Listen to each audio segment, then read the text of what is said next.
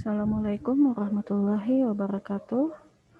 Hari ini adalah pertemuan kita kedua pada mata kuliah Teknik Penulisan Karya Ilmiah.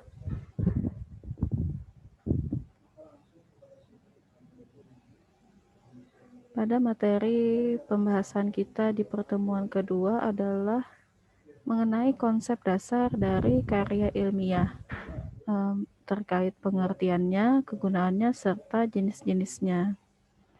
Nah, karya ilmiah itu sendiri pengertiannya adalah ketika kalian membaca karya ilmiah atau melihat tulisan karya ilmiah, tentu yang terpikir apa sih sebenarnya karya ilmiah itu, tujuannya apa dan sebagainya. Jadi karya ilmiah itu sendiri pengertiannya adalah dibuat untuk memecahkan suatu permasalahan. Jadi karya ilmiah dibuat untuk memecahkan suatu permasalahan dengan landasan teori dan metode-metode ilmiah.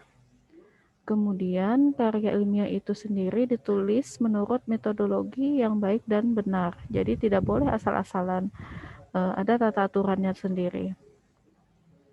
Kemudian selanjutnya karya ilmiah itu memuat data, fakta, dan solusi mengenai masalah yang diangkat. Dan yang terakhir, karya ilmiah itu ditulis secara runtut dan sistematis.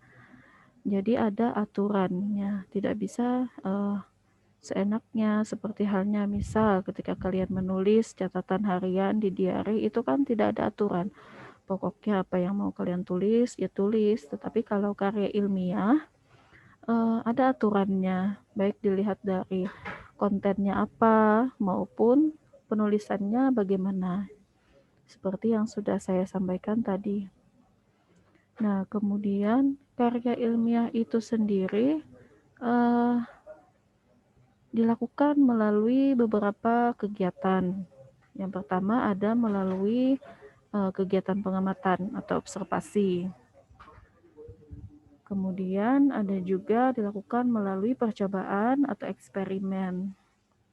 Dan terakhir dilakukan melalui penelitian. Jadi tidak bisa misal hanya berdasarkan hasil hayalan atau hanya berdasarkan asumsi semata, tidak bisa. Jadi memang harus berdasarkan data yang konkret, berdasarkan hasil pengamatan, observasi, dan percobaan.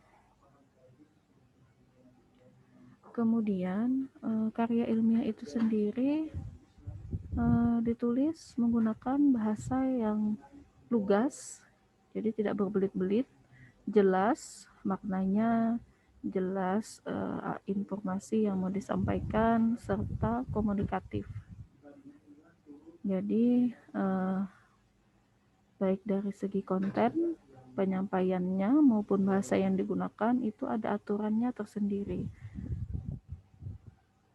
Kemudian lanjut ke jenis-jenis dari karya ilmiah.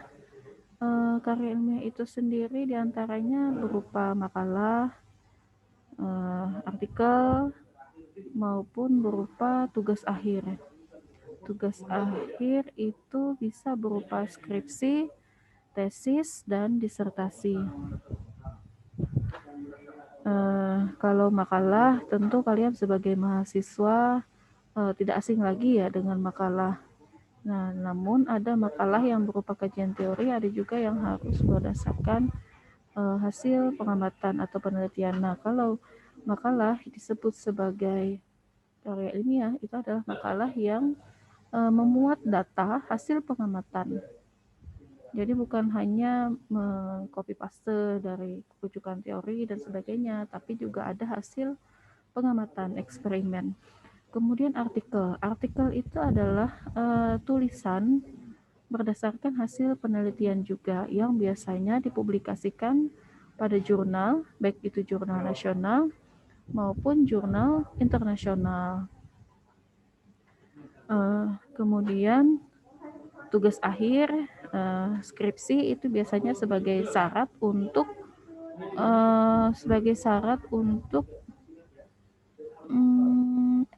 lulus kuliah S1. Kemudian kalau untuk tesis itu syarat untuk kuliah S2 dan disertasi itu untuk syarat lulus S3. Jadi ini adalah jenis-jenis dari karya ilmiah di mana untuk menghasilkan karya ilmiah ini tadi ada tata aturan yang harus diikuti. Oleh karena itu, ketika kalian memang mengajukan skripsi, biasanya nanti ada dosen pembimbing yang akan membantu kalian dalam menyusun karya ilmiah yang nanti akan melihat baik dari segi tata tulis yang kalian gunakan, apakah sudah sesuai, ataupun apakah metode yang kalian gunakan itu sudah benar. Jadi tentunya dosen ini yang nanti akan membantu mengarahkan supaya karya ilmiah yang kalian hasilkan itu benar-benar dapat diakui dengan baik. Jadi itu yang bisa saya sampaikan untuk pertemuan kali ini. Jadi masih berupa materi pengantar untuk karya ilmiah, apa itu karya ilmiah, serta jenis-jenis dari karya ilmiah. Semoga dapat dipahami dengan baik.